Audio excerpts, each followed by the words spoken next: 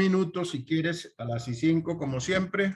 Sí, démosle 2 minuticos, aquí ya pasan rápido y esperamos que se nos conecten más personas.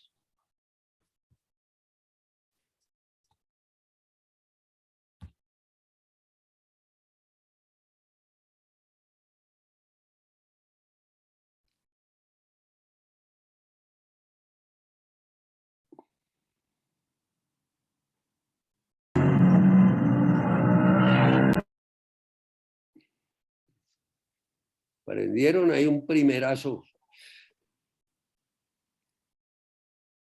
de Josep Carrascal. Bueno, 6:04. Ya en un minuto iniciamos.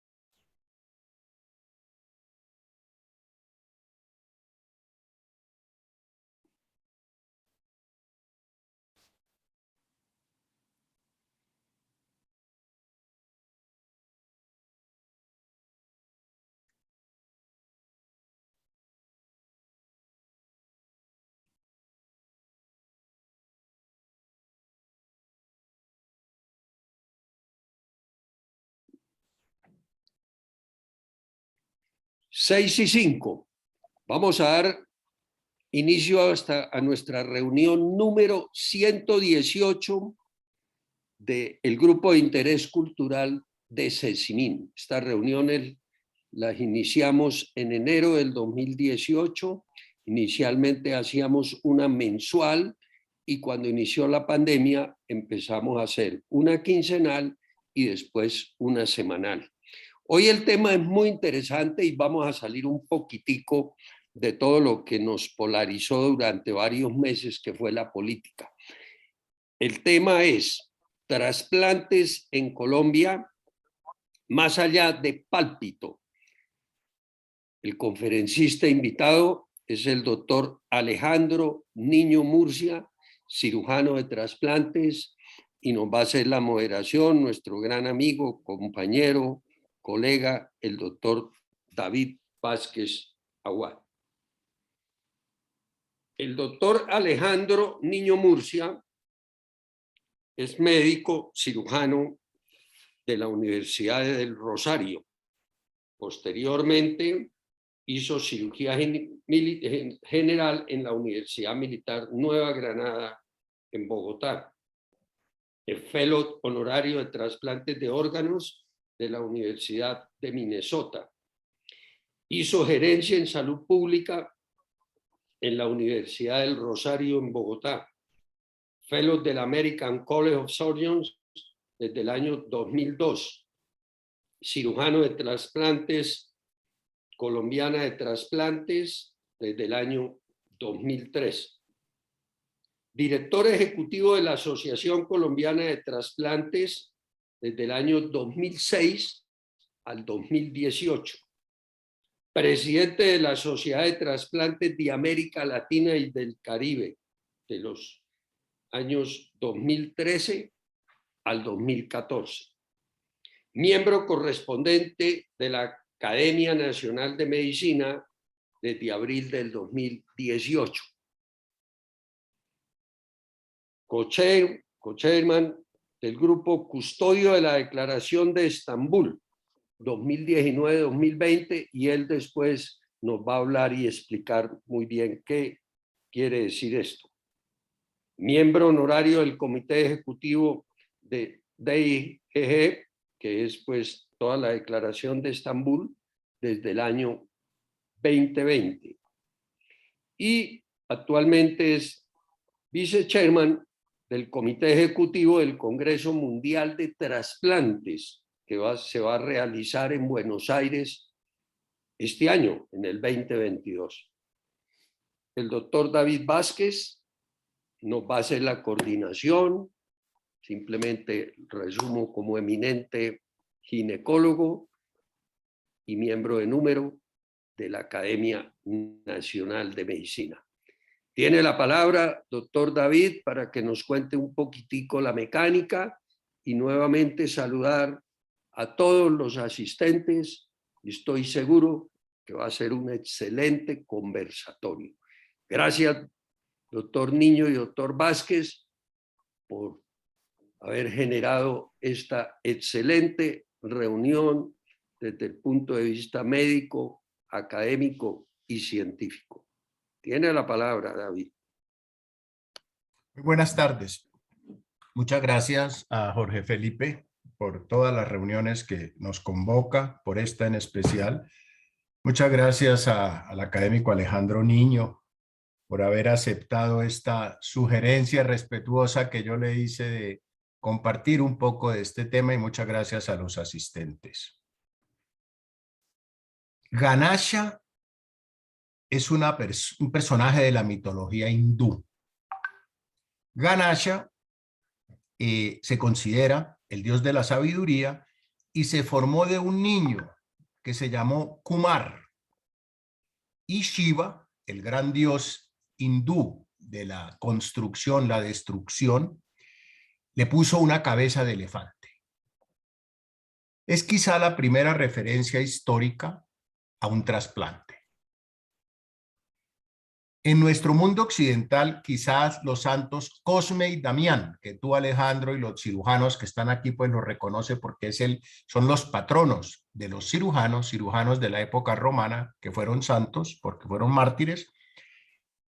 Ellos, dice la historia, que le pusieron una pierna de un esclavo al emperador Justiniano.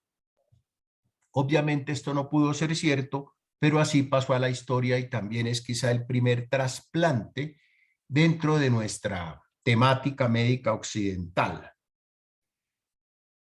En el año 1912, el Premio Nobel de Medicina y Fisiología le fue otorgado a un francés que se llamó Alexis Carrel. Y se le otorgó porque él ideó la sutura vascular, vasos sanguíneos. Y eso fue el principio, hace ya más de 100 años, de la técnica o de una de las cosas más difíciles, Alejandro nos va a decir, de los trasplantes, que es la cirugía vascular, darle vitalidad a ese nuevo órgano.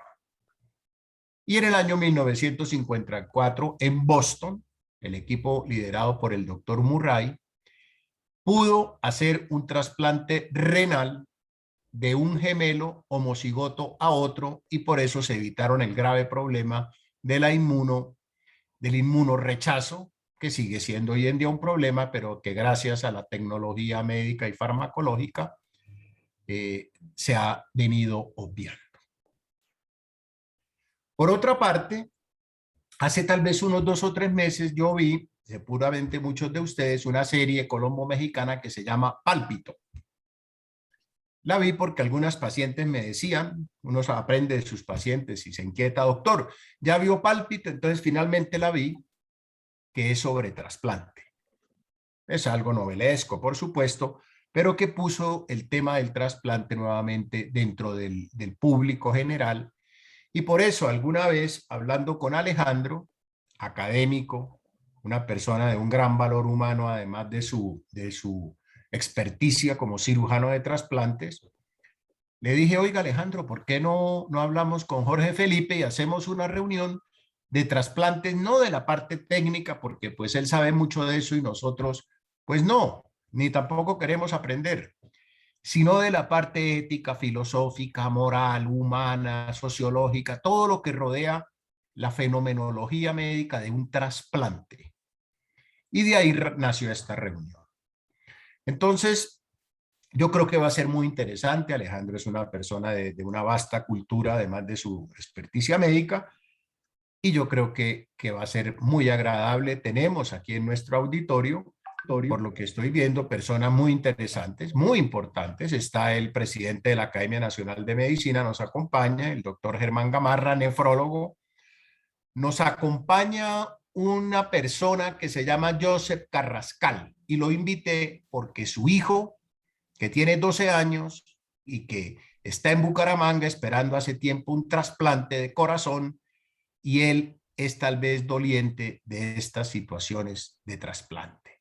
A Joseph, a todos los que nos acompañan, las gracias, y le doy la palabra entonces al académico Alejandro Niño. Él va a hacer su presentación y después de esto, como siempre, por la herramienta de levantar la mano en el chat, se le irá dando la palabra a los asistentes, de manera que no dudo que va a ser una reunión útil, agradable, oportuna y, lo más importante, de un gran valor humano. Alejandro, adelante. Bueno, buenas tardes para todos. Quiero empezar dándole las gracias al doctor Ramírez y al doctor Vázquez por permitirme participar desde el otro lado de estas reuniones de CECIMIN, porque en muchas de esas 198 que nos precedieron he estado bien sea por Zoom o bien sea por YouTube. Así que hoy paso del otro lado. Eh, Como planteó el doctor Vázquez, vamos a hablar de algunos comentarios de la serie Pálpito, y la metodología es que voy a tener algunos segmentos que tomé directamente de la serie sobre algunas cosas que me impactaron y sobre la cual haré unos comentarios específicos. Como bien lo dijo el doctor Vázquez, mi presentación no es una presentación larga, porque más importante me parece es que logremos tener un intercambio. Vi al principio que está, por ejemplo, conectado al doctor Salvador Aburto, que es el coordinador, director nacional de trasplantes en México. Vi otras personas de Ecuador, de México, personas de Latinoamérica, y va a ser interesante ver una visión más allá del propio problema colombiano. Pero entremos pues en materia. Eh, Obviamente, como en todas las conferencias, debo empezar por el conflicto de intereses. Soy miembro de la eh, Academia Nacional de Medicina como miembro correspondiente y cirujano y socio de Colombiana de Trasplantes, pero para efectos de esta charla daré puros conceptos personales que no comprometen para nada ninguna de estas dos instituciones. En 1992, estando yo en Minneapolis haciendo mi entrenamiento, conocí al doctor Kaplan, quien por esa época publicó este libro que recopiló muchos ensayos sobre ética en salud y básicamente sobre ética en trasplantes, que él se ha desempeñado mucho en este campo. Debemos tener claro que el trasplante de órganos es por sí un reto ético diario. Todos los días tenemos que enfrentarnos a decisiones que tienen implicaciones en la vida de las personas y decisiones que benefician o afectan a algunas personas. Esas decisiones nosotros las tenemos que tomar dentro de un marco ético muy estricto. Entonces, el doctor Kaplan posteriormente se movió. En la actualidad trabaja en el Longmar Institute de Trasplantes de Nueva York, y sus últimos trabajos han sido sobre lo que está un poquito de moda, o que se puso de moda hace unos 6 meses, de los xenotrasplantes o trasplantes órganos entre diferentes especies. Y hablando un poquito de estos trasplantes de diferentes especies, después del 7 de enero que se hizo el primer trasplante de un corazón de un cerdo a un receptor humano, surgió la siguiente pregunta: ¿cuánto vale un trasplante de esos? La respuesta fue muy interesante y me llamó mucho la atención, y por eso la cito. Obviamente depende del marrano. Entonces, entremos en materia. Pálpito es una serie que produjo Netflix, una serie básicamente con un guionista venezolano. Los actores en su mayoría son colombianos, aunque al broker de los trasplantes siempre se refieren como el mexicano, como veremos, veremos en alguno de los segmentos que podemos tener más adelante. y se basa en una extracción fraudulenta de un corazón para ser trasplantada en una receptora. El guionista es un guionista venezolano, Leonardo Padrón, que se ufana mucho del éxito de esta serie. Una mujer es secuestrada para arrancarle el corazón y trasplantárselo a la esposa de un poderoso millonario. Esta serie, cuando salió al aire, causó mucho impacto y tuvo muchos comentarios. Esta es una figura tomada de una entrevista de CNN, donde habla sobre el oscuro mundo de los trasplantes de órganos. Y me llamó la atención sobre ese oscuro mundo de los trasplantes de órganos, porque es que nosotros no vivimos en un oscuro mundo de los trasplantes de órganos. Eso es la primera falacia de esta serie. Y vamos a desglosar y a explicar por qué el mundo de los trasplantes no es un oscuro mundo. Esta es una publicación del 11 de mayo de este año. Esta es una imagen también tomada de la serie donde el broker le presenta su tarjeta profesional, su business card al potencial, al esposo de la receptora y el receptor el esposo le dice: yo me encargo de conseguir el órgano, usted haga lo que tiene que hacer.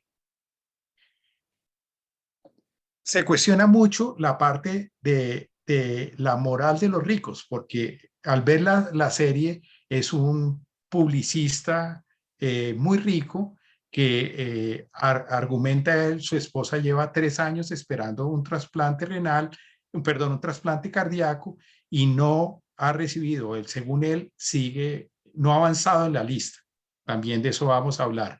Y él rompe todas las barreras éticas para conseguirle el órgano a su esposa. Esta es una publicación del 22 de mayo. Tras ofrecerle Sarmiento una lista de mujeres compatibles con Camila. En la serie literalmente le muestran como si fuera unas cartas de un portafolio de potenciales mujeres donantes y él escoge cuál va a ser la persona a la cual van a asesinar para obtener el órgano.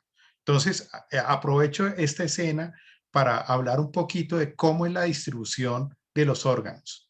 No es fácil entender que uno pueda tener un riñón o 2 riñones, una nevera, un hígado en una nevera, un corazón, y esos 2 riñones haya 500 personas compatibles que podrían recibirlo. De ese corazón haya unas 50 personas que pudieran recibirlo y de ese hígado haya unas 100 personas que pudieran recibirlo. ¿Con qué criterios uno asigna un órgano a una persona o a otra? Pues desde hace tiempo se establecieron los criterios técnicos científicos nacionales. Todos los grupos de trasplantes de los diferentes órganos se reúnen anualmente y ponen lo que llamemos unas reglas del juego. El órgano se va a distribuir de acuerdo a estos criterios y se va a ceñir estrictamente a esos criterios.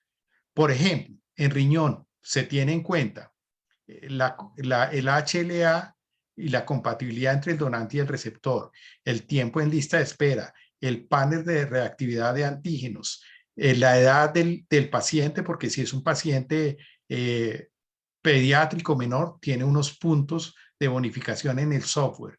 Y si así es un retrasplante o no es un retrasplante, y si tiene una alta sensibilización previa.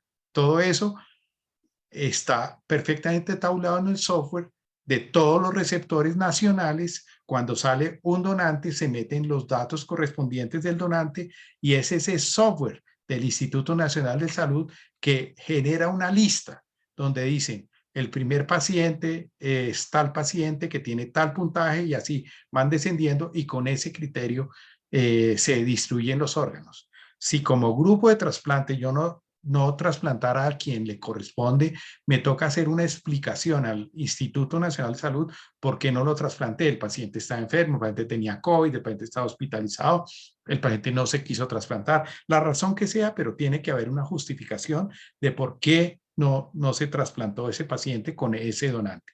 Lo mismo que explico para riñón, hay criterios específicos para la distribución de hígado, criterios antropométricos y criterios para la distribución de corazón y de pulmones, también básicamente con criterios de compatibilidad y criterios antropométricos. Una mujer es secuestrada para arrancarle el corazón y trasplantárselo a la esposa de un poderoso millonario. Repetí este video intencionalmente porque me llamó la atención la expresión que usan ahí, arrancarle el corazón, porque es que cuando uno de cirujano de trasplantes va a rescatar o obtener un órgano, es muy diferente cuando otro cirujano va a obtener un órgano que va para patología y que no importa en las condiciones como vaya la parte vascular, la parte urológica, porque va a ir a patología y va a ser para una pieza quirúrgica.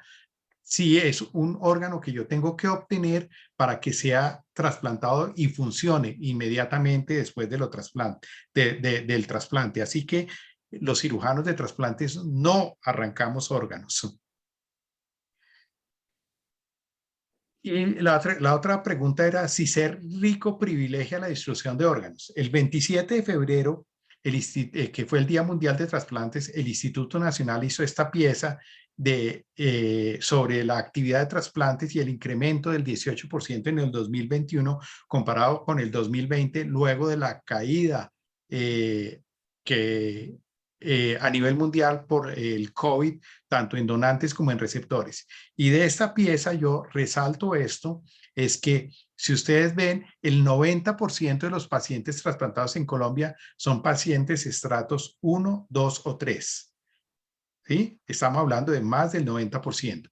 Para nosotros es excepcional, yo diría que casi anecdótico, que trasplantemos un paciente que sea un estrato social 5 o 6. Hay especies que están extinguidas, como todas las variedades de dinosaurios que vemos acá, pero hay una especie que sí se extinguió definitivamente, que es lo que nosotros llamamos los Particulosaurus rex. Los pacientes particulares en trasplantes no existen. Cuando a nosotros nos contacta una persona para decirnos que quiere hacerse un trasplante particular, nosotros lo orientamos para que ingrese por el plan obligatorio de salud. El plan obligatorio de salud cubre absolutamente todos los trasplantes de órganos en Colombia. No hay necesidad o no hace diferencia tener una medicina prepaga o tener los recursos para poder potencialmente pagar ese trasplante. Por eso nosotros hablamos de los Particulosaurus rex como los pacientes que ya no existen. Zacarías, a espaldas de ella, ha intentado con su influencia adelantar en las listas de espera a su mujer. Pero al no conseguirlo, se ha puesto en contacto con la red de tráfico de órganos más grande de Colombia, para que le encuentren así un corazón a Camila. Bueno, de este segmento que tomé, quiero resaltar una cosa que es el concepto de lista de espera. El concepto de lista de espera es muy interesante en trasplantes comprenderlo porque no es una fila, ni menos es una fila india. No es que yo esté hoy de último, después de penúltimo, antepenúltimo, hasta que algún día estoy de primero. Eso no funciona así por una sencilla razón que ya la explicamos previamente, que son los criterios técnicos científicos. La distribución de los órganos puede llegarle a una persona que está recientemente haya ingresado a la lista activa, ¿sí? Y no a una persona que lleve muchos años. ¿Por qué? Porque tenga mejor compatibilidad, porque por anticuerpos por edad tenga bonificación, por el tiempo en diálisis. En términos generales, todas las cosas que son los componentes de los criterios técnicos científicos que dan los diferentes puntajes para trasplantes. Entonces, tenemos que quitarnos el concepto de que los trasplantes es una fila india y lo que es una lista de espera donde hay una gran bolsa donde cualquier persona tiene la misma oportunidad de ser trasplantado. Pero si uno habla del tiempo promedio en lista de espera, nosotros podemos decir que para un trasplante de donante cadavérico en Colombia, el tiempo de espera se está acercando a los 3 años. En Estados Unidos y en algunos estados, específicamente Estados Unidos, este tiempo promedio de espera puede estar por encima de los 10 años. Entonces, este es un concepto que tenemos que tener claro para hoy. El instituto publicó unas imágenes sobre los 12 mitos de trasplantes y yo quiero resaltar esta, que es básicamente lo que yo venía diciendo, que no hay una lista de espera por orden de llegada, sí, ni hay un tiempo mínimo o máximo de espera para poder tener acceso a un trasplante, y mucho menos que el estrato o el dinero hagan alguna diferencia. Hasta el sol de hoy, no hay ningún caso que ni medicina legal ni la fiscalía hayan demostrado que se hayan obtenido unos órganos o un trasplante de una manera ilegal en Colombia. Justo en ese momento, Mariachi le dice que su jefe le ha encargado que busquen a una chica joven que sea compatible con un tipo de sangre en concreto. Garabato consigue así extraerle sangre a la chica y usarla para el próximo encargo. Con este segmento yo quiero resaltar varias cosas.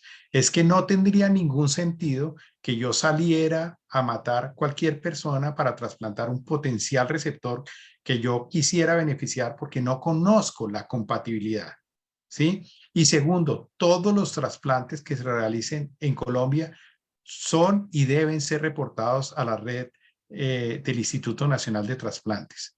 Aquí vemos un poquito las cifras de los trasplantes del 2021. Decíamos que antes del 2020 se hacían entre 1.200 y 1.300 trasplantes en Colombia. En el 2020 esa cifra bajó.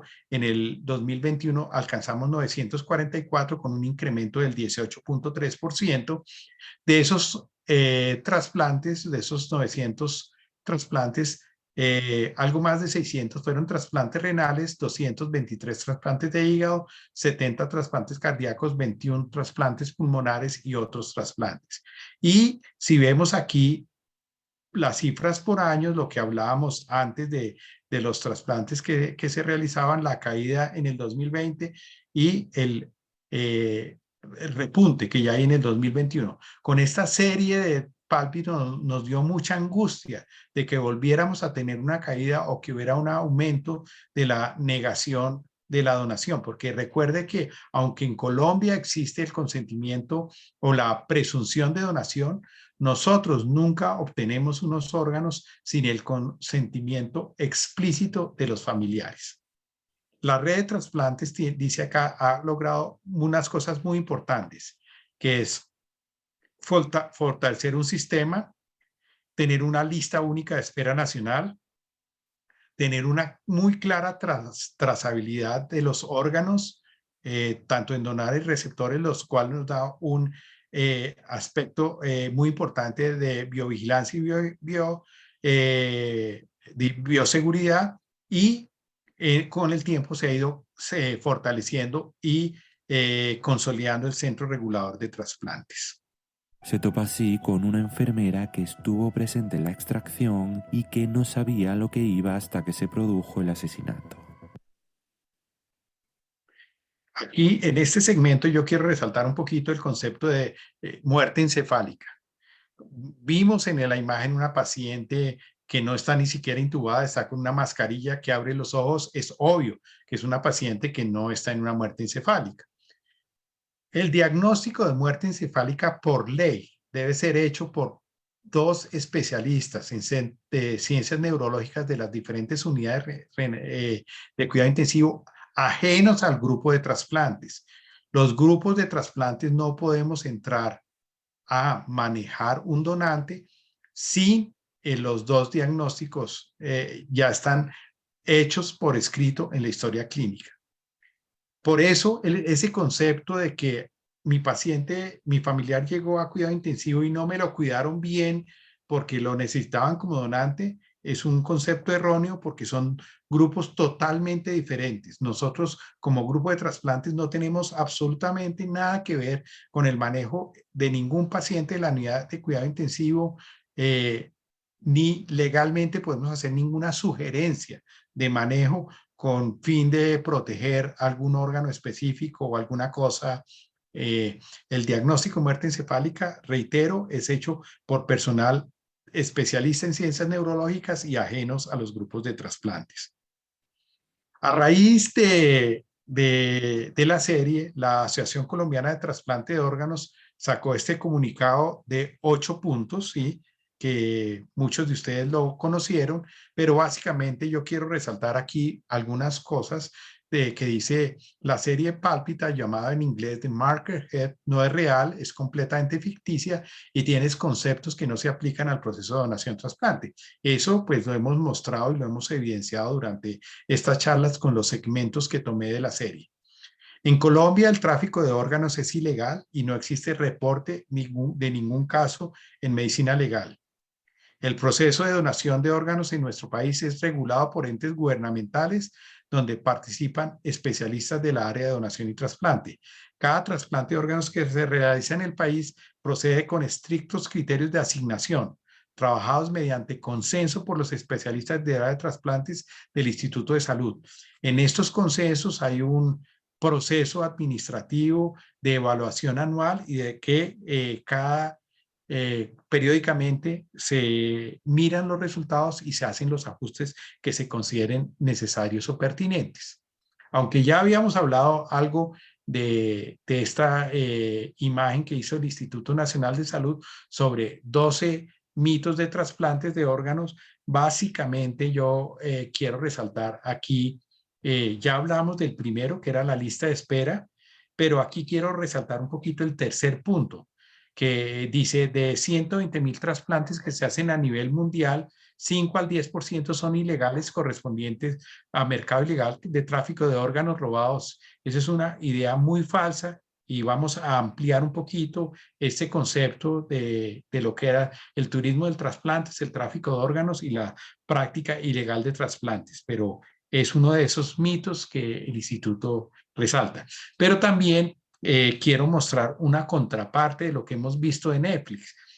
Muchos de nosotros conocemos a Omar Rincón, es un crítico de televisión del periódico de mayor circulación en Colombia que se llama El Tiempo.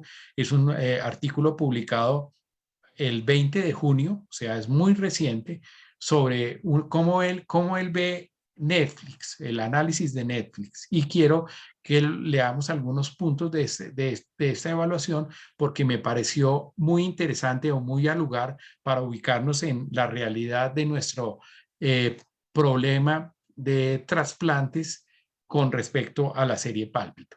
Entonces dice con respecto al mercadeo que Netflix es un genio del mercadeo, que no es infrecuente uno ir por las calles en Colombia y ver afiches, vallas publicitarias sobre las diferentes series de ellos.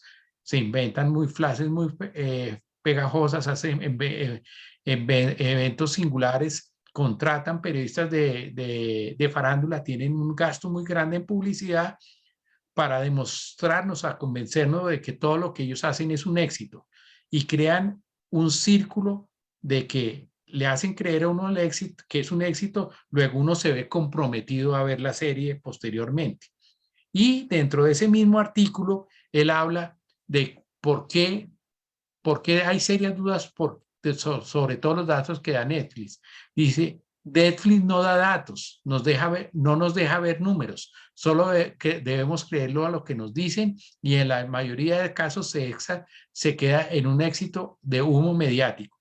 Y con respecto a Pálpito, dice, con Pálpito fue la serie más vista y no sé qué más, pero nadie habló, no se volvió conversación de café y ya es parte del olvido. Es decir, objetivamente para nosotros, Pálpito, que nos causó tanta preocupación hace 2, 3 meses, para nosotros ya no es sino una anécdota más de esta carrera de trasplantes. Hablaba el doctor Ramírez un poquito de la Declaración de Estambul y vamos a ver qué es eso. La Sociedad Mundial de Trasplantes y la Sociedad Internacional de Nefrología se unieron en el mayo del 2018 para hacer una declaración sobre los principios éticos de trasplantes a nivel mundial. Esa declaración de Estambul surgió en el 2008 porque esta imagen que es tomada de donantes de Pakistán, a todos les ven ustedes la lumbotomía porque han sido personas que le han extraído con fines de comercio los riñones. Debería haber algo que controlara y que resaltara que eso no podría seguir siendo así.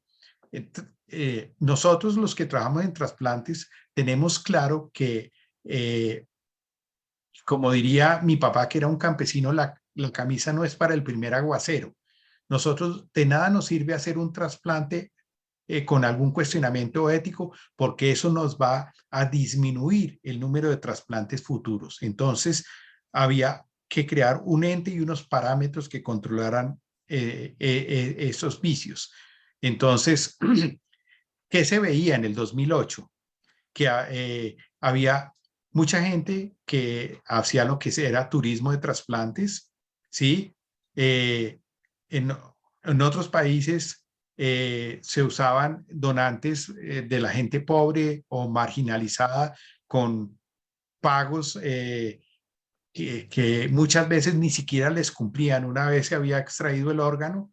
Y en ese momento la Organización Mundial de la Salud calculó que el 10% de los trasplantes que se hacían a nivel mundial tenían algún componente ilícito. Entonces, se requería que los profesionales que trabajamos en trasplante hiciéramos algo para poder ayudar a los gobiernos a controlar este problema que era en ese momento creciente. 10 años después, nos reunimos en Madrid e hicimos la actualización de los principios de la Declaración de Estambul. En la cumbre de Estambul, inicialmente hubo 158 representantes entre médicos, abogados, entes gubernamentales, científicos y eticistas y el marco legal. Muchos países estuvieron representados. Obviamente Colombia estuvo representado en la cumbre de Estambul y fue parte, no solo una parte activa, no solo en la redacción del primer documento del 2008, sino en la modificación del 2018. ¿Cuál es la diferencia de la definición del 2008 con la del 2018? Básicamente, el 2008 se hizo basado en la Declaración Ética de Palermo, la del 2018 se hizo básicamente basado en los parámetros del Consejo Europeo. Se prohibía en el 2018 remover órganos sin consentimiento válido o autorización como parte de un intercambio de ganancia financiera o de ventaja comparable.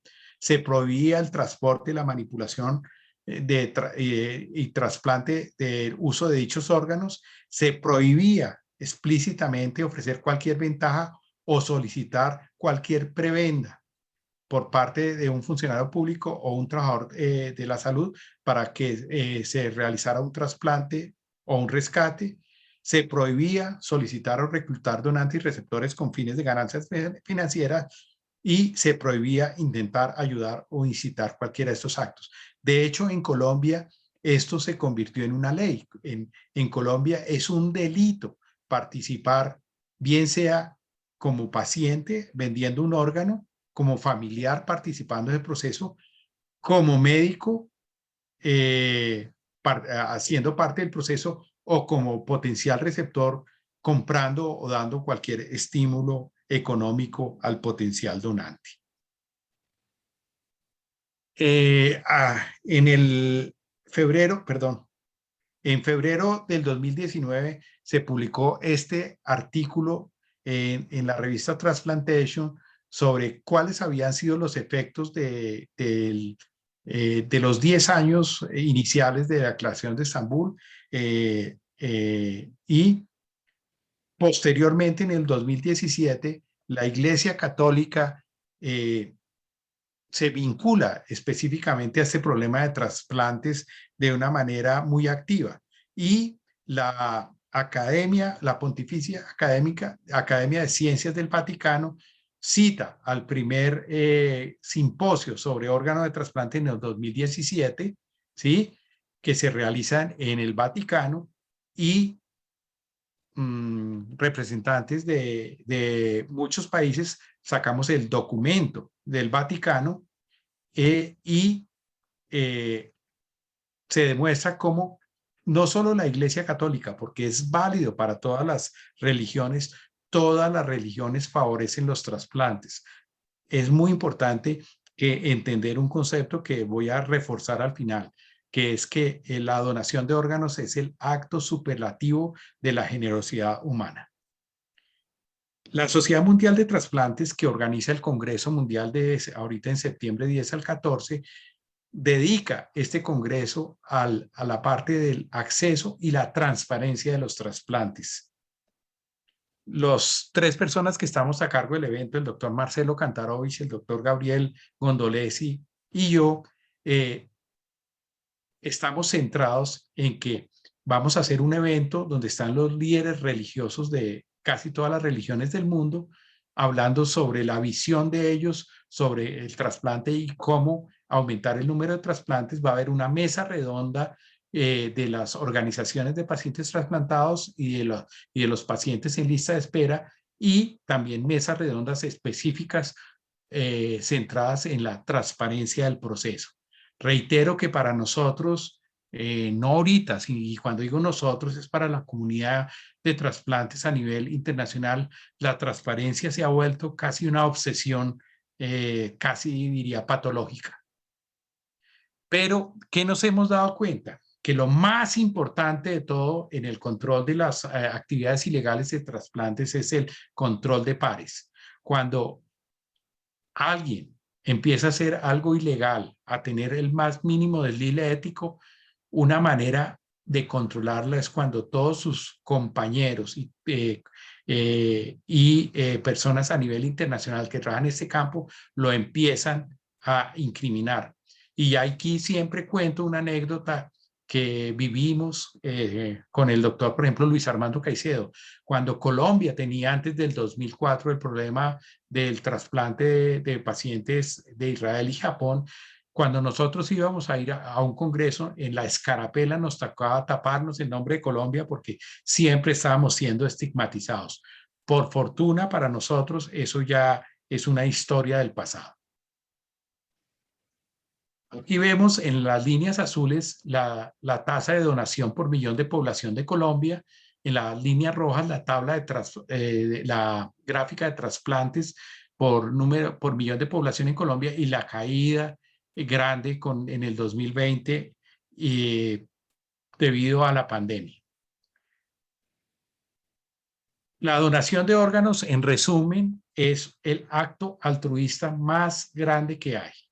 No puede haber ninguna retribución económica, ni debe haber.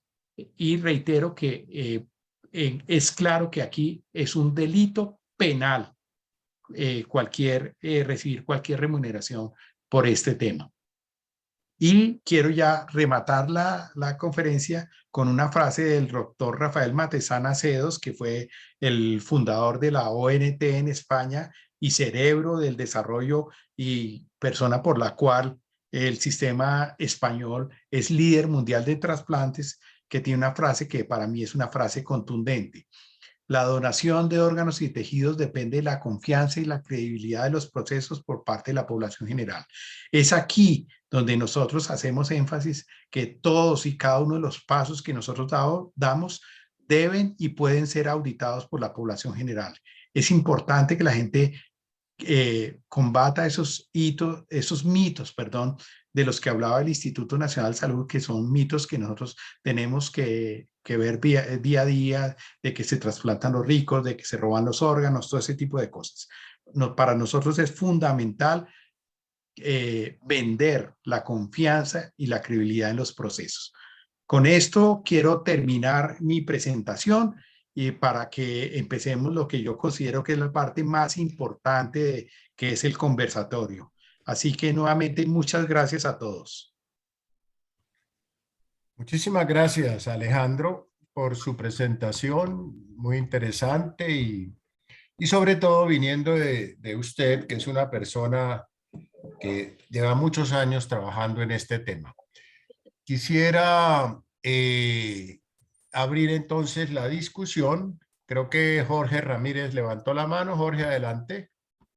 Gracias, David. Gracias, Alejandro, por semejante información que nos ha dado a los médicos y a los no médicos. Alejandro, yo tengo una pregunta muy sencilla y la hago más para las personas que no son médicos. La pandemia nos enseñó muchas cosas. ¿Un paciente que moría por COVID podía ser trasplantado? Esa es la pregunta. Gracias. Sí, durante muchos años nosotros a nivel mundial no usamos los órganos de pacientes infectados por COVID que hacían muerte encefálica.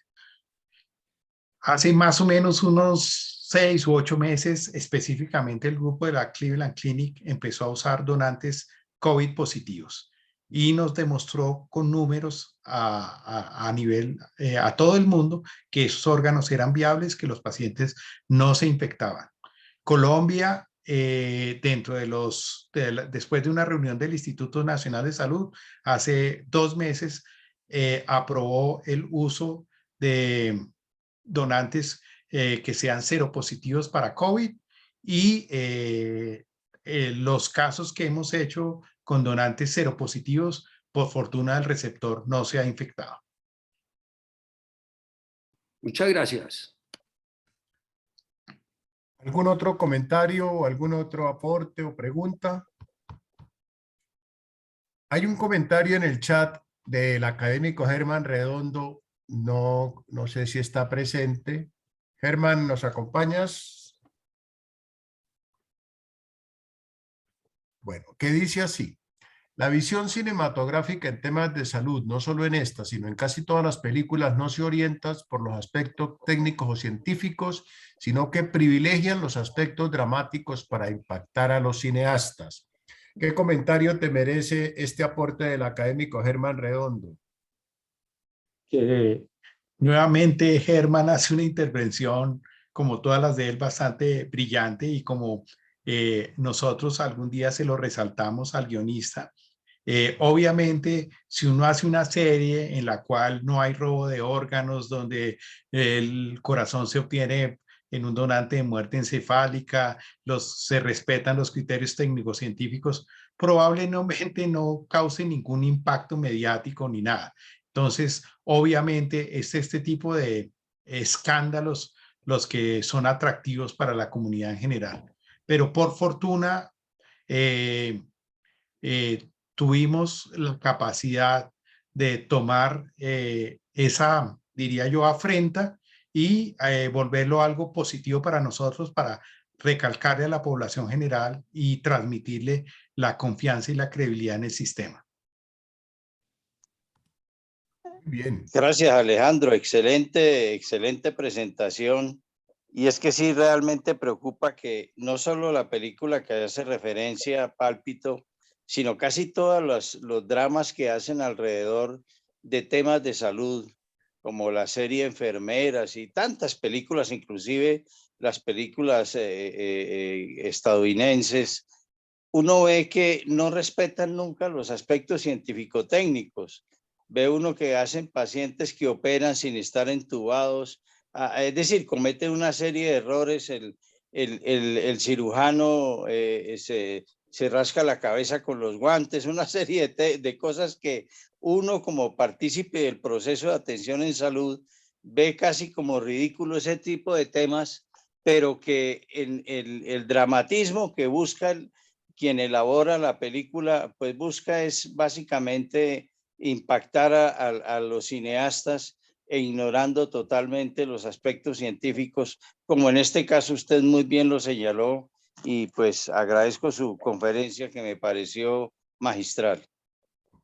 De hecho, si uno mira los créditos de la serie, ellos tienen dos asesores médicos, uno es el doctor Goldstein de Nueva York y uno queda impactado si fue que o él no asesoró bien el guionista o el guionista no tuvo en cuenta las sugerencias de él, pero dentro del crédito sí citan a dos asesores médicos. Muy bien. Hernando, ¿estás pidiendo la palabra? Sí. Sí, David, muchísimas gracias y Alejandro, muchísimas gracias por esta extraordinaria presentación. Quería como hacer un comentario y una pregunta, una duda que tengo sobre esto. El comentario que iba a hacer es un tema que siempre nos ha llamado la atención sobre lo que tiene que ver con el tipo penal que se establece en la ley 1805. El tipo penal modificado plantea básicamente que el delito constituirá el tráfico,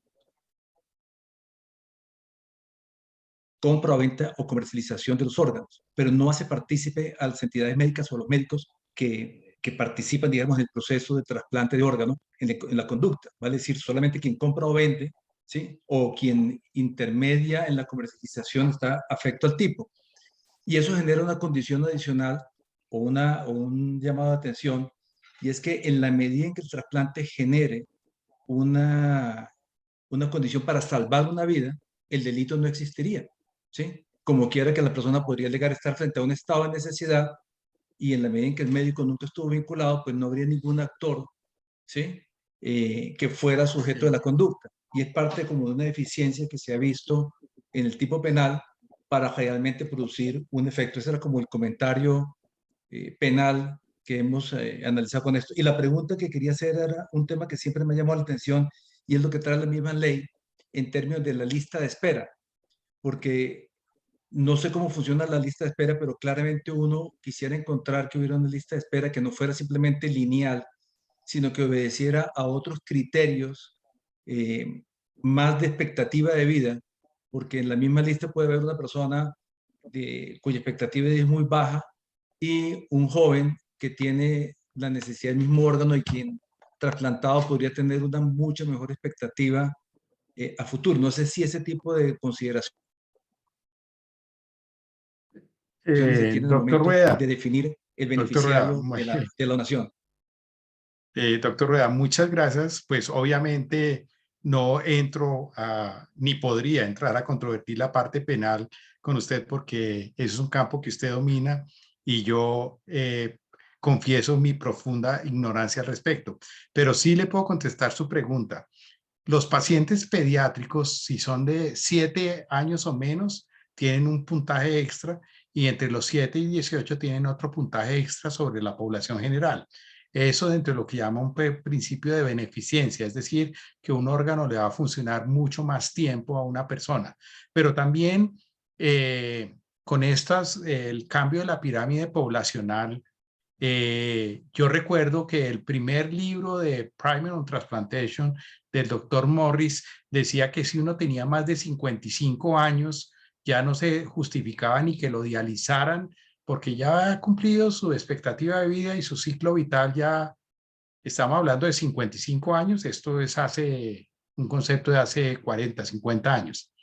En la actualidad, nosotros ya estamos acercándonos a los 80 años de promedio de vida y cada día es más frecuente que nosotros trasplantemos pacientes adultos mayores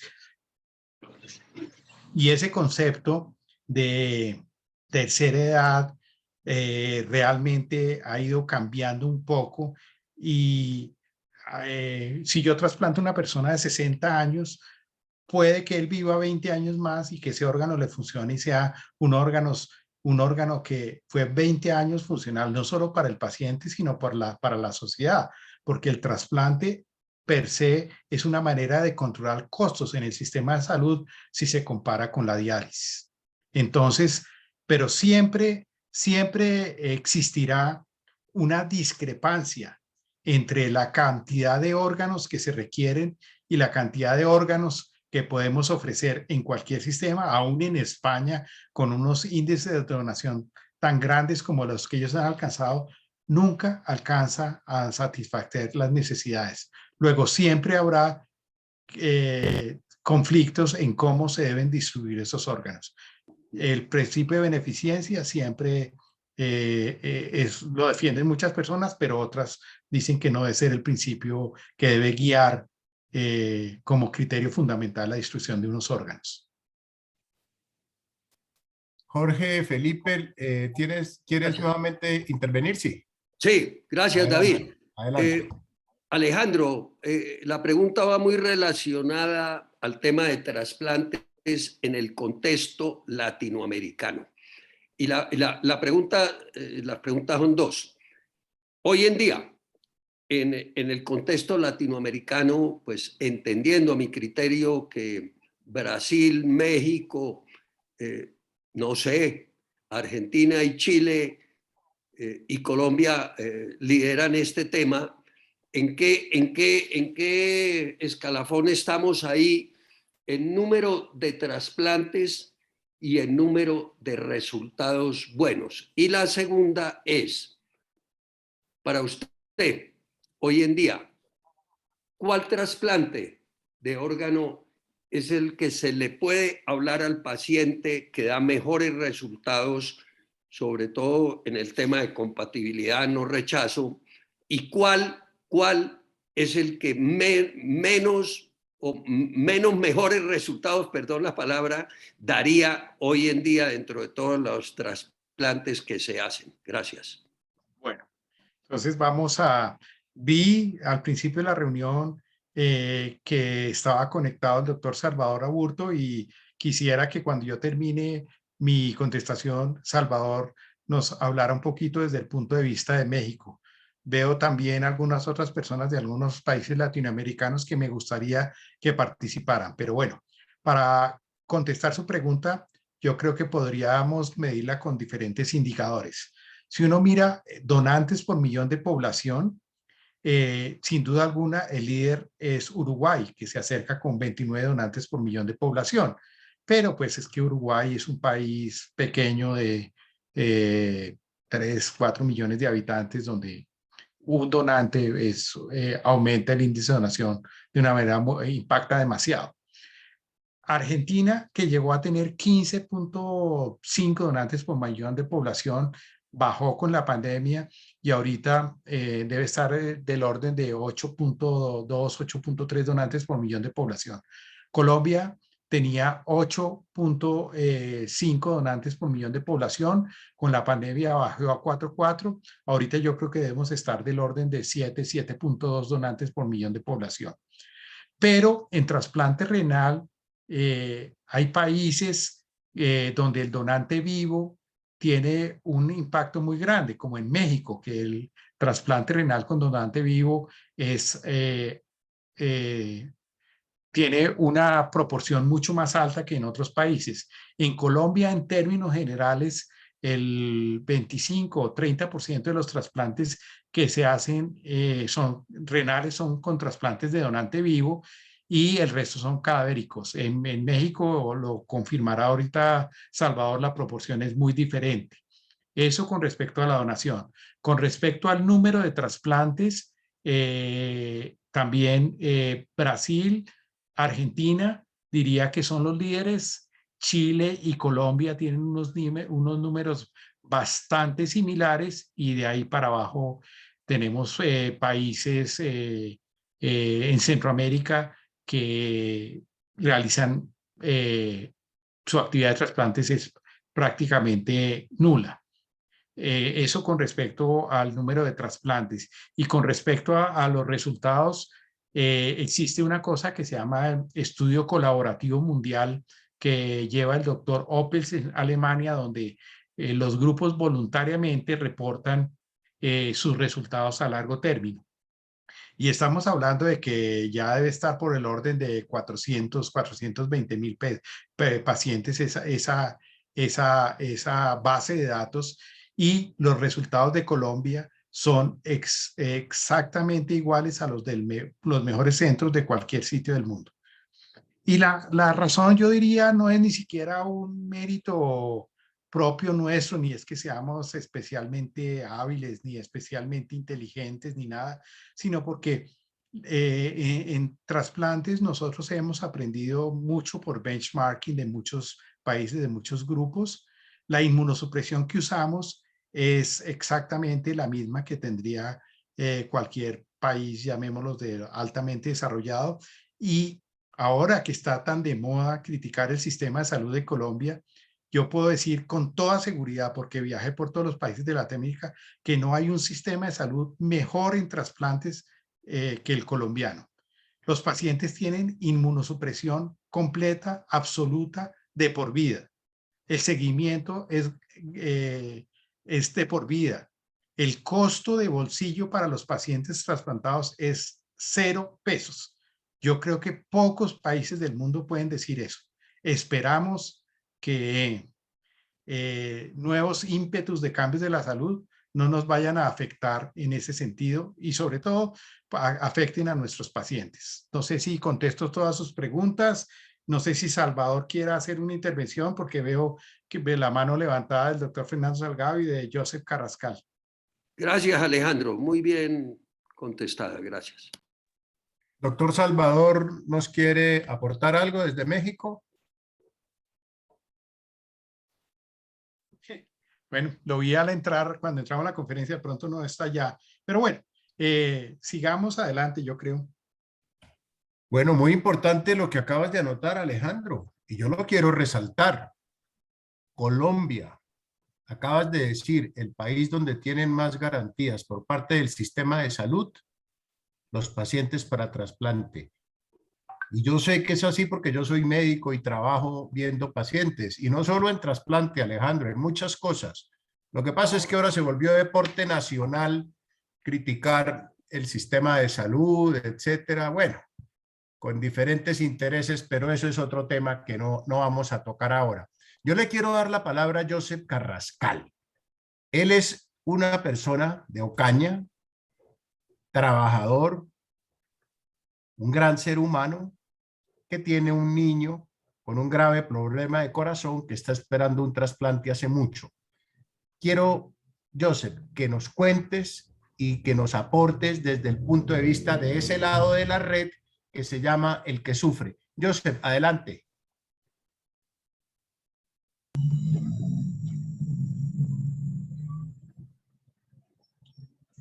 Muy buenas noches para todos. Muchísimas gracias al doctor David y a todos los presentes por esta invitación.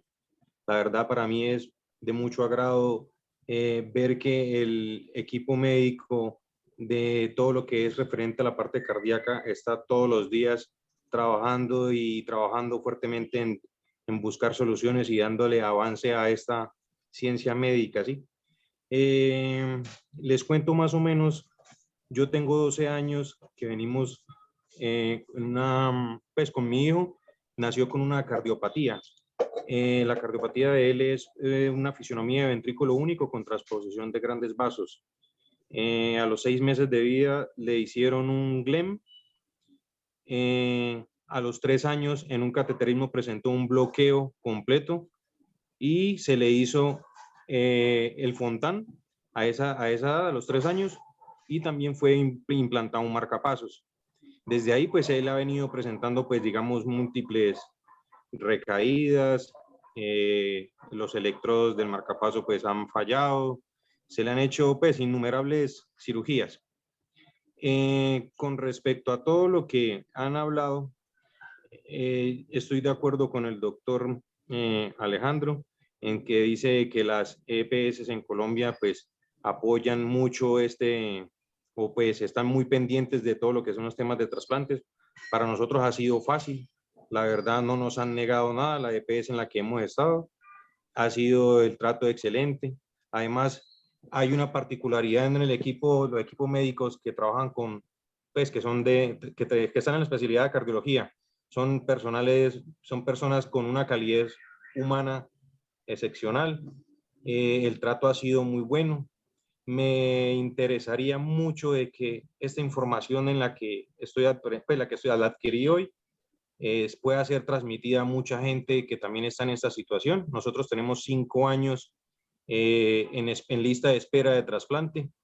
Infortunadamente, pues no ha aparecido un donante. Ha sido difícil por el tema de la edad de mi hijo. Y pues afortunadamente este año se hizo una cirugía que ayudó, digamos, como a prolongar un poquito más el tema del trasplante. Y también tengo una pregunta que quisiera hacérsela al doctor Alejandro sobre bajo qué criterios médicos se toma la decisión para un trasplante de corazón artificial y cuántas veces se puede una persona retransplantar. No sé si eso se pueda. Bueno, yo creo que esa pregunta tiene varias respuestas. Específicamente para el trasplante cardíaco, yo conozco pacientes que han tenido un tercer trasplante cardíaco porque en los primeros trasplantes, el tipo de inmunosupresión que se usaba tenía un medicamento que era muy bueno para la parte inmunológica, pero muy malo para la parte vascular. Entonces, terminaban los pacientes con una enfermedad coronaria inducida por medicamentos y requerían un retrasplante. Con respecto a su hijo, que conozco tangencialmente el caso, sé que está en excelentes manos en Bucaramanga.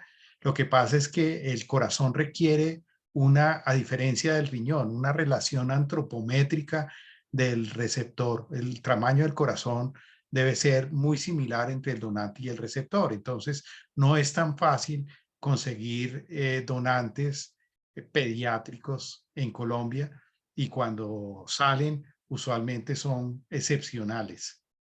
Y con respecto al corazón mecánico, se ha venido trabajando casi ahí, como dicen, desde que tengo uso de razón. Me acuerdo que cuando yo estaba en Estados Unidos estuvo de moda el Habit 7, que se supone que iba a ser la solución a todos los problemas, pero el corazón mecánico tiene muchos problemas de funcionalidad a largo término y de anticoagulación, porque pues la sabiduría del desarrollo del organismo humano no lo ha logrado compensar con una máquina. De hecho, por eso se piensa que una solución para la escasez de órganos es el desarrollo de los xenotrasplantes, usar órganos de otras especies en humanos que lleguen a requerir. Así que el corazón mecánico se usa usualmente lo que se llama como un puente, es decir, paciente que necesita un trasplante inminente, que no hay un donante y que se usa mientras se consigue el donante,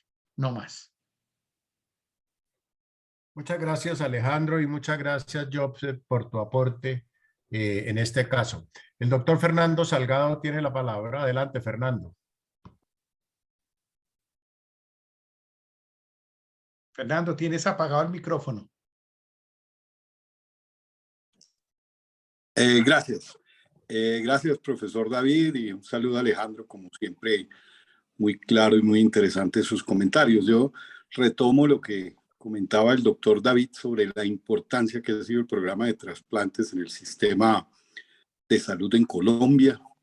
No de ahora, sino casi desde el comienzo del sistema se empezó a abordar el tema y antes del año 2000 teníamos el acceso a esos trasplantes, a hígado, a corazón, pulmón, muchos otros, en un tema que ha ido evolucionando y que, como bien lo señala Alejandro, es ejemplo para el mundo. Creo que en ese tema soy testigo del gran trabajo que ha hecho los grupos de trasplante en Colombia. Hay que destacarlos. A la persona que me antecedió, que hablaba de su hijo de cardiovascular, debo decirlo y creo que no me equivoco en decir que tal vez uno de los equipos de cirugía cardiovascular más importantes que hay hoy en el mundo es el del Hospital Internacional en Bucaramanga. Es reconocido a nivel mundial con una característica, doctor David: el 90% de ese equipo son mujeres. Es algo que siempre lo destacan en todo el mundo porque es bastante simpático. Todo el equipo de cirugía cardiovascular y trasplante de corazón allí son casi todas mujeres. Eso es algo que también nos enaltece. Y quería preguntarle a Alejandro algo que se refirió en su último comentario, y es el tema de xenotrasplante específicamente en riñón, que durante el último año he leído algunos papers de avances importantes en ese tema para el tema de riñón. Quisiera que nos comentaras algo de eso y explicarle de pronto, como en este grupo hay algunas personas que no son médicos, de qué se trata un poquito más. Creo que es algo interesante. Gracias. Puedo decirte que tenemos información de primera mano y voy a darle crédito al doctor Robert Montgomery que ha sido el pionero en NYU, porque él tuvo la gentileza de darnos una conferencia 2 meses después de realizado su primer trasplante. En realidad lo que él hizo fue una cirugía experimental. 2 riñones de cerdo se los puso a pacientes que tenían muerte encefálica, los receptores eran pacientes de muerte encefálica, se los puso a los vasos femorales, dejando el riñón expuesto para biopsiarlo periódicamente durante 72 horas y ver qué orina producía. Y en esas biopsias periódicas ver qué tipo de rechazo, porque se supone que uno esperaría que los trasplantes en diferentes especies se produjera lo que se llama un rechazo hiperagudo. Ninguno de los 2 casos se presentó.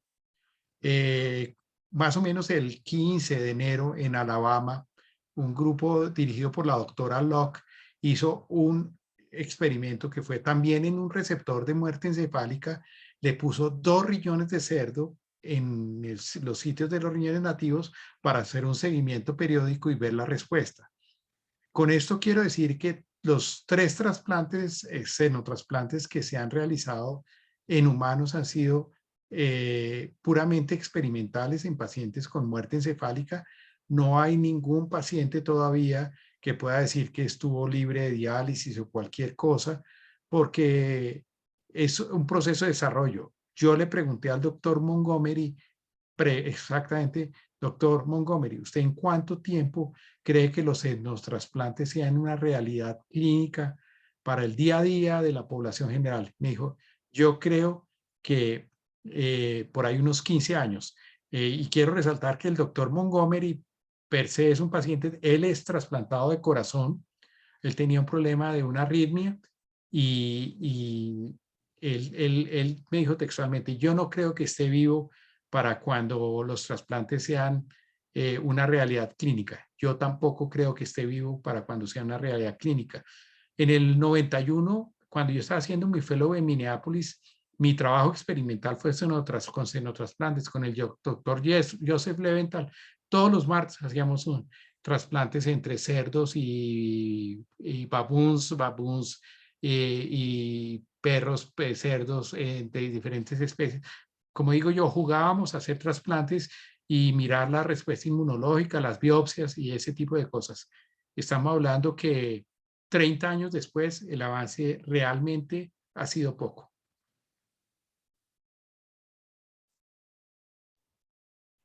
Muchas gracias, Gracias. académico Alejandro Niño. Bueno, tenemos el privilegio de tener entre nosotros al nefrólogo Germán Gamarra, que pues por su experticia en su campo fue una de las personas que más contribuyó al comienzo de este tipo de herramientas como el trasplante, pero que además es el presidente de nuestra Academia Nacional de Medicina. De manera que ha levantado la mano, quiere intervenir y es un privilegio que lo haga. Adelante, Germán, por favor. Muchas gracias. Yo creo que la conferencia del doctor Alejandro Niño ha sido muy clara en pretender controvertir una serie de mitos y una serie de comentarios que se pueden hacer en relación a los trasplantes de órganos. Y en la medida que avanzamos en los temas de trasplantes, conocemos más, pero también surgen más inquietudes y más novelas dentro de toda esa problemática.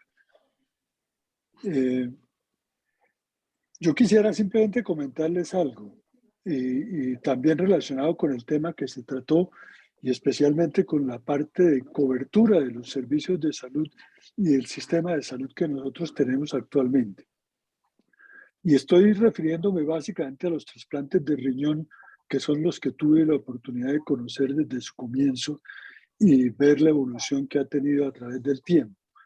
En el año, como programas de trasplante, realmente pudiéramos decir, aunque en la década de los años 60 del siglo pasado se hicieron algunos trasplantes en Colombia, en Bogotá, en el San Juan de Dios. Sin embargo, como programas formales podemos decir que en el año 1973, se iniciaron los programas de trasplante renal en el Hospital San Vicente de Paúl en Medellín. En el año 1979 yo tuve la oportunidad como residente de nefrología de participar en el inicio de los programas de trasplante renal en el Hospital Militar en Bogotá. Y en el año 1981, exactamente en julio del 81, hace 41 años, iniciamos los trasplantes de riñón en el Hospital Universitario en ese entonces Ramón González Valencia de Bucaramanga. Todos estos posteriormente inició Cali y se iniciaron otros programas de trasplante aquí en Bogotá, tal vez la clínica San Pedro Claver, pero en esa época solamente tenían acceso al trasplante los que tenían algún sistema de seguridad social. Básicamente el seguro social era el principal asegurador y no alcanzaban a cubrir alrededor del 25% de los enfermos. Los demás no tenían acceso. Con la ley 100 del 93 se abrió y se amplió y la cobertura se extendió y obviamente el acceso y todo este problema que se ha generado después, largas listas de espera, largos volúmenes de pacientes, digámoslo así, esperando un trasplante, pues han creado una nueva problemática. Pero yo creo que el sistema ha respondido dentro de su capacidad. Llama la atención el bajo número que sigue existiendo en Colombia, a pesar de las campañas y las normas, el bajo número que existen de donantes por millón de población, por millón de habitantes, y quisiéramos que esto también se impulsara mucho más y que de pronto con esta serie de mitos que se han creado alrededor de la donación no nos hicieran o no hicieran tanto daño en determinado momento. Yo creo que es importante conocer básicamente cómo se ha desarrollado esto y cómo realmente el acceso a los servicios y la posibilidad de ser trasplantados pues prácticamente está llegando a una gran población o a una gran cantidad de personas que antes no tenían esa posibilidad. Eso era básicamente el comentario que quería hacer después de la magnífica exposición del doctor Alejandro Niño. Muchas gracias. Germán, muchas gracias por tu comentario. Yo solo puedo decir que, dado que yo terminé medicina en el 87, alcancé a vivir un poco la medicina antes de la ley 100. Por eso me da escalofrío cuando, como dice el doctor David Vázquez, se volvió hobby nacional criticar el Sistema Nacional de Salud. El Seguro Social tiene un cubrimiento del 19, 21, 22%, con los regímenes especiales se podía llegar hacia el 30%, pero cualquier otra persona que requería diálisis, lo que tocaba en ese momento era afiliarlo al Seguro Social, era como asegurar un carro después de que se lo han robado a uno, como digo yo. Y de hecho había gente en el Seguro Social que inclusive hasta fraudulentamente ayudaban a afiliar los pacientes ya enfermos, pero pues también el Seguro Social se hacía un poco, llamémoslo el de la vista gorda, porque tenía un rol y una responsabilidad social de dializar esos pacientes. Ahorita que tenemos una cobertura del 97, 98%, que no hay personas que tengan que quedarse por fuera de la oportunidad de ser trasplantado de cualquier órgano, no estamos hablando solo de riñón, cuyo gasto de bolsillo sea cero. Yo hace poquito compartía con unos cirujanos norteamericanos y a ellos no les cabía en la cabeza que el gasto de bolsillo de un paciente trasplantado fuera cero. Eso no podía existir. Ahora esperamos esperamos que los cambios del sistema de salud sean beneficiosos en todos los sentidos, pero que sobre todo, como lo planteaban David y Fernando, no se dañe lo que está funcionando bien. Para mojarnos un poquito en el momento político, esperamos que la doctora Carolina Corcho modere un poco sus ímpetus reformistas. Muchas gracias, Alejandro. Todos esperamos lo mismo y muchas gracias, señor presidente de la Academia, por su aporte. Yo tengo, no sé, Alejandro, si en el año 2017 recuerdas un programa de Séptimo Día en el cual más que se insinuó, se hacían entrevistas y esto respecto a los trasplantes en Colombia y lo que a criterio de los reporteros podría estarse encubriendo un negocio para este tipo de trasplantes, sobre todo pacientes del exterior, específicamente de Israel. No sé si tú te acuerdas de ese programa de Séptimo Día. Sí, lo recuerdo perfectamente. He vivido y en algunos casos como eso he padecido al Séptimo Día. Realmente hasta el 2004 que salió la ley que prohibía los trasplantes en pacientes extranjeros,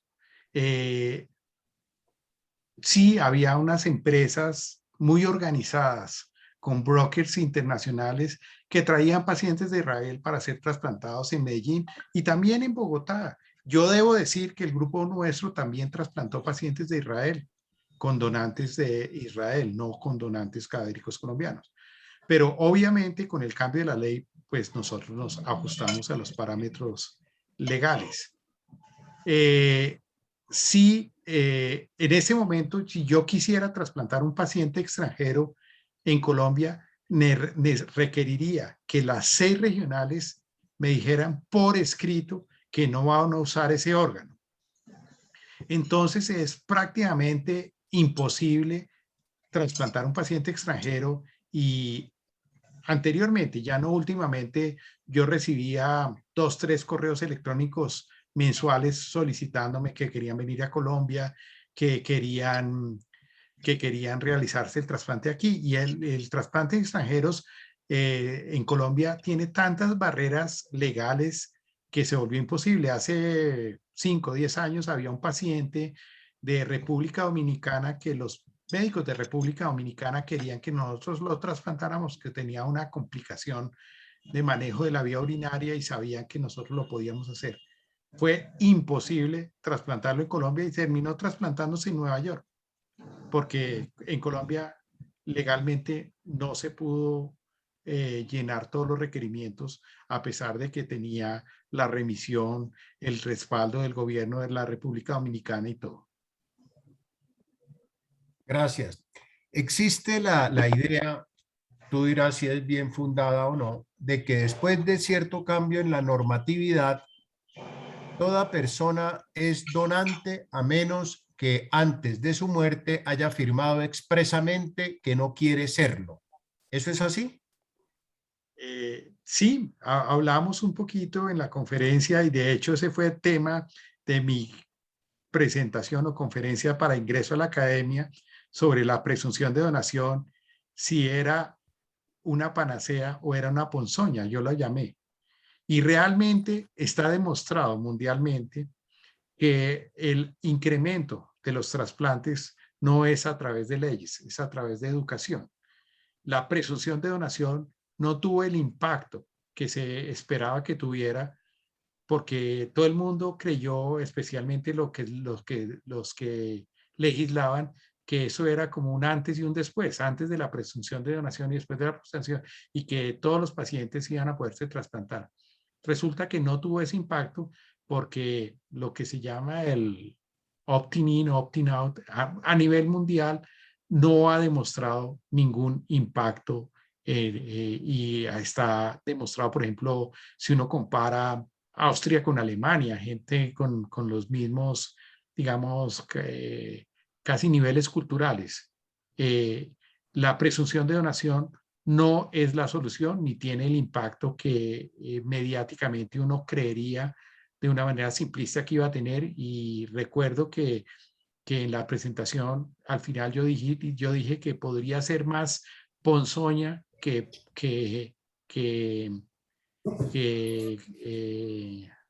cualquier otra cosa, porque podría mucha gente registrarse como no donantes, que era lo que decía la ley. Si yo iba en mi EPS o en el Instituto Nacional y me declaraba no donante, afortunadamente esa lista de los no donantes no creció.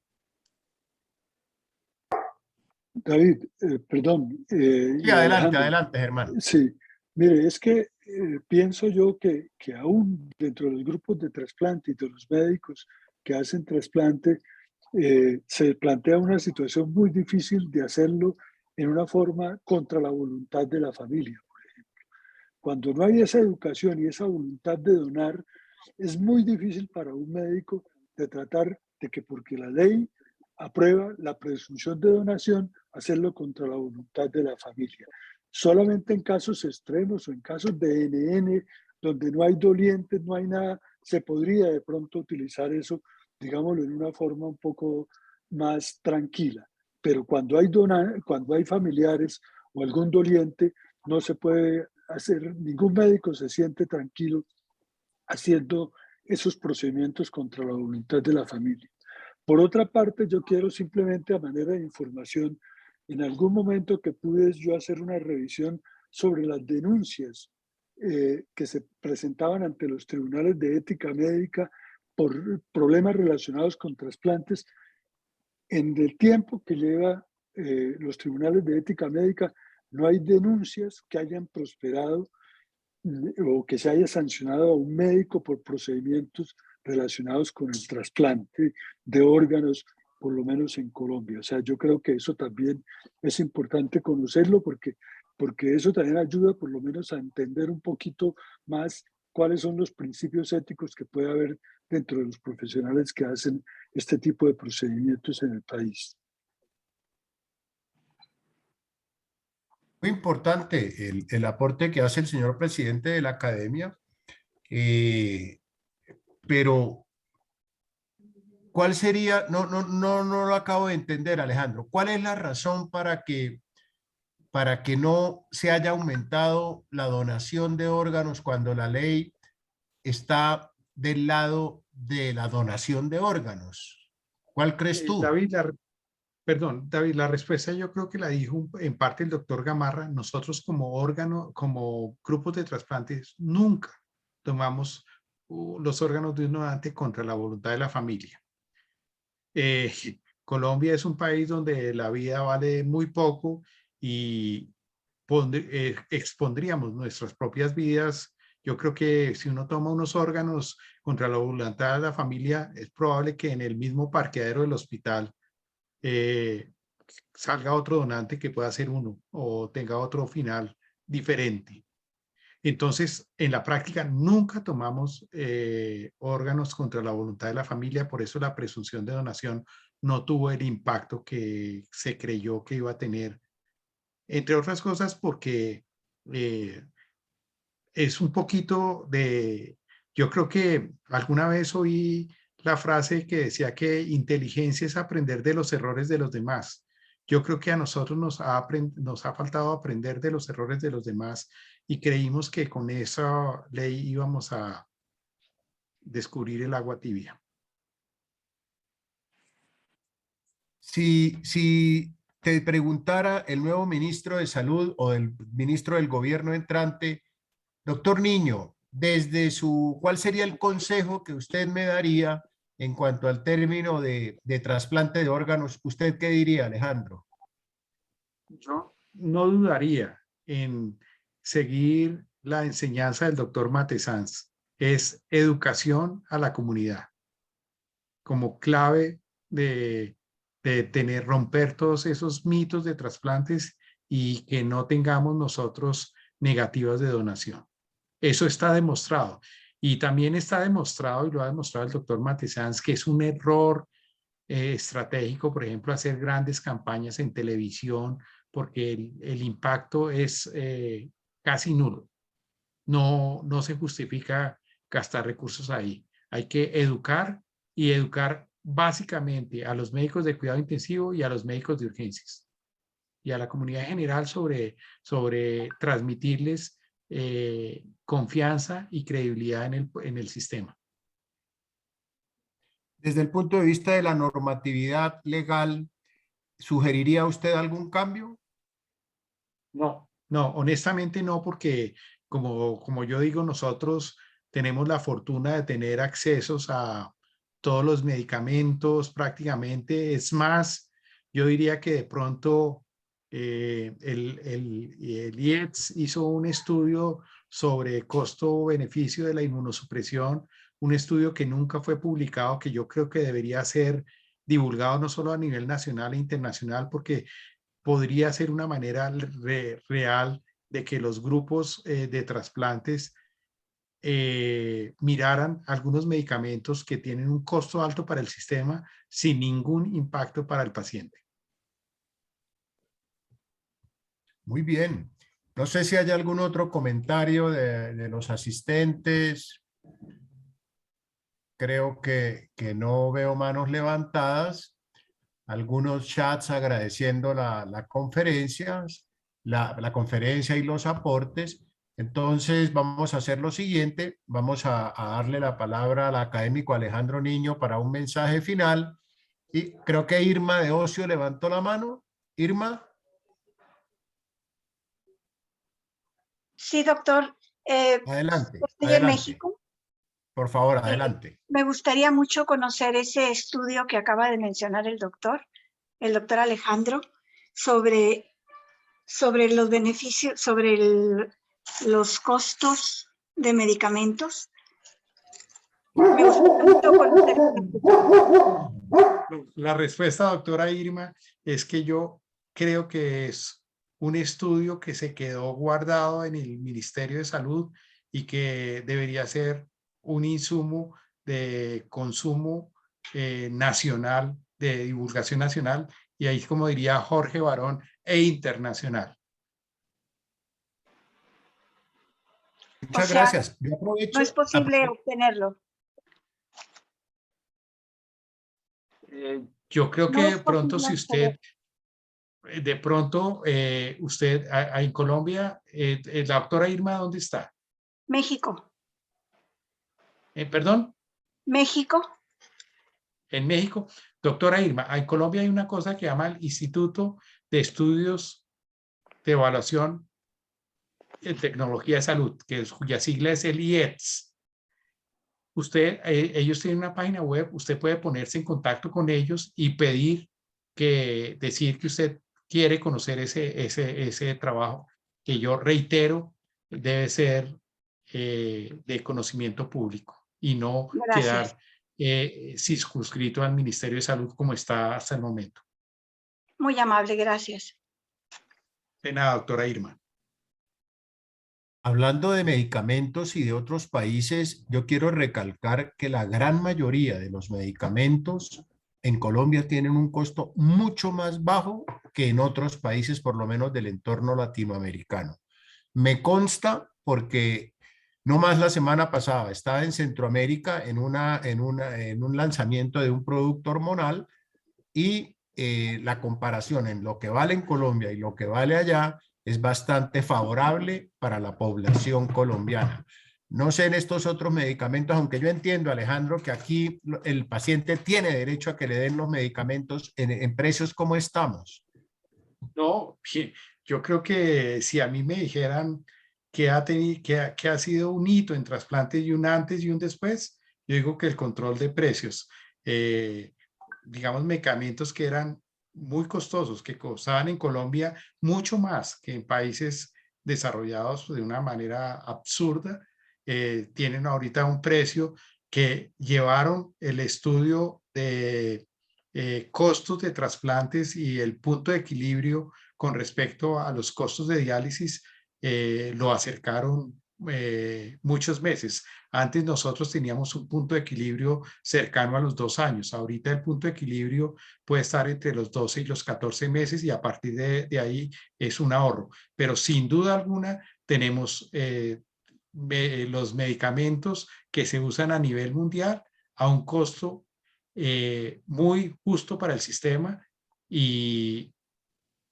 yo diría que yo diría que el costo de medicamentos bajó por lo menos un 50% para poner una cifra global en trasplantes. Estoy hablando en trasplantes.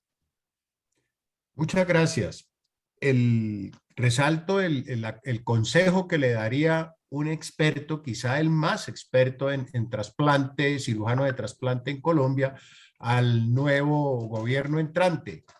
No cambie una coma de la legislación y promocione mucho más la educación. Yo creo que eso sería el resumen que se le podría dar al nuevo gobierno por parte del académico Alejandro Niño. Bueno, creo que hemos tenido una estupenda sesión, muy enriquecedora, muy útil, muy oportuna, muy humana también. Todos salimos con un buen pálpito después de esta reunión con Alejandro. Voy a darle entonces a Alejandro la palabra para un mensaje final y luego el académico Jorge Ramírez clausura la sesión como es nuestra costumbre. Mil gracias a todos, en especial al académico Alejandro Niño, por acompañarnos en esta sesión de hoy martes. Adelante, académico. Pues yo diría que mi mensaje final es que la donación de órganos debe ser un tema familiar. Yo creo que en una comida familiar es bueno que la gente diga por qué quiere donar los órganos o por qué no los quiere donar, y tener una decisión informada. Y si hay alguna duda y todo, aclararla, porque la decisión final de la donación de órganos no la toma uno, la toma la familia. Entonces yo creo que ese sería mi mensaje final, que conviertan este tema en un tema familiar y una discusión familiar para que haya un consenso claro y la gente sepa, mi hijo sí quería donar, mi hijo no quería ser donante. Es frecuente que nosotros tengamos algunos donantes que los papás digan, yo no quisiera la donación, pero le respeto la decisión que él me transmitió alguna vez de querer ser un donante. Y mi último mensaje de hoy es reiterarles mi gratitud a los doctores Vázquez Abad y al doctor Jorge Ramírez por esta invitación y por permitirme estar desde el otro lado, porque siempre estoy desde el lado del público, bien sea en YouTube o en Zoom. Muchas gracias a David y muchas gracias a Jorge. David, pues la gracia mía son a ustedes dos, Alejandro y a David Vázquez. Pero antes de acabar la reunión, quiero invitarlos a la próxima, porque de eso se trata, motivarlos 8 días antes. Entonces, Cristina, por favor. Ustedes saben todos el problema tan grave que se está viviendo en nuestro hermano, vecino y querido país, Ecuador.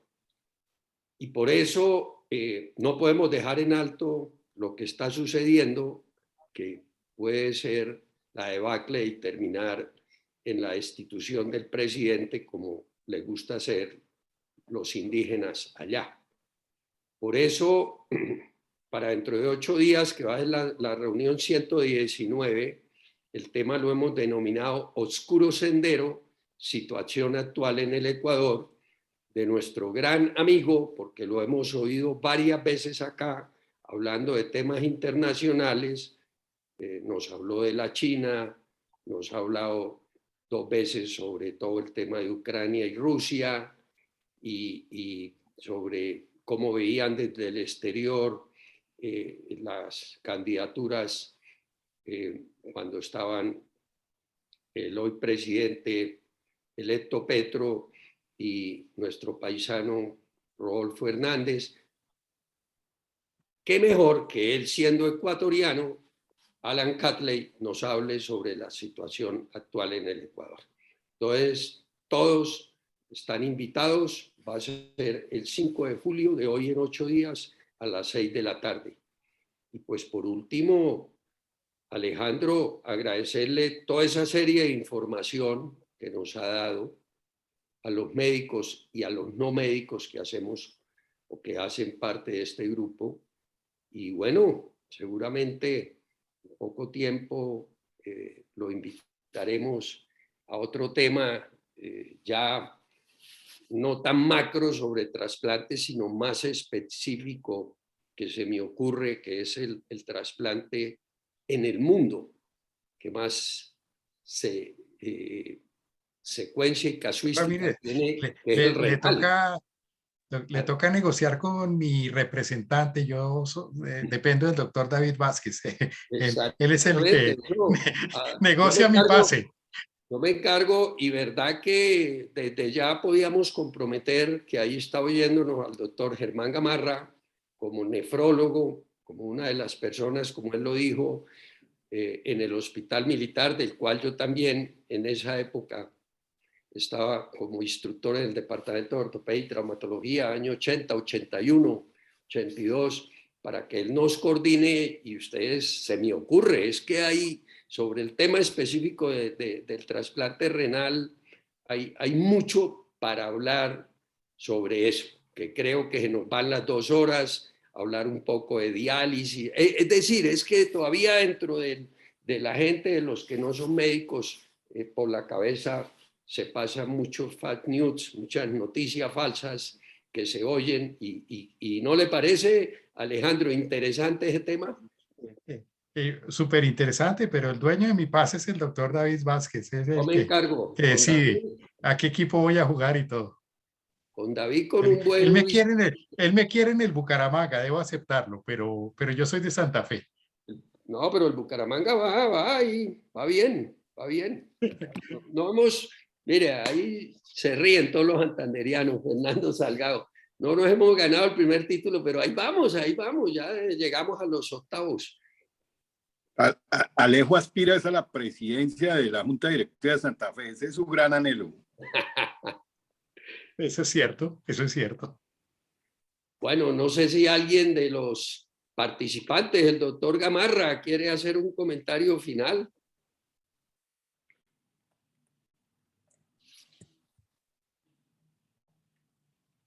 Gracias, Jorge. No, yo creo que ya hice los comentarios que tenía previsto. Me pareció que fue excelente la conferencia del doctor Alejandro Niño, y el tema de trasplantes, como ustedes dicen, da para seguir desarrollándolo en los diferentes campos, los trasplantes de riñón, trasplante cardíaco, trasplante hepático, en fin, porque todo esto tiene una historia diferente y no solamente en Colombia, sino en el mundo. Ha sido una evolución diferente y obviamente en la medida que se mejora la inmunosupresión, la posibilidad de trasplantes también se ha mejorado.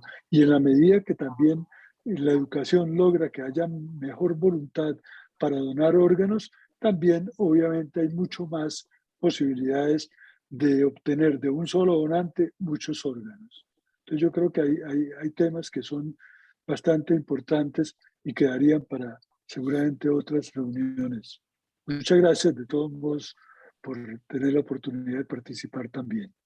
Bueno, muy bien, muchas gracias, doctor Gamarra. Y siendo las 7:46 de la noche, damos por terminado este excelente conversatorio, y desde ya para prepararnos dentro de 8 días qué es lo que está sucediendo y qué va a pasar en nuestro vecino país, Ecuador. Muchas gracias a todos, descansen y nos vemos en 8 días. Muchas gracias a todos. Bueno, gracias, David. Gracias, feliz noche. Saludos desde México. Muchas gracias, doctor. Gracias.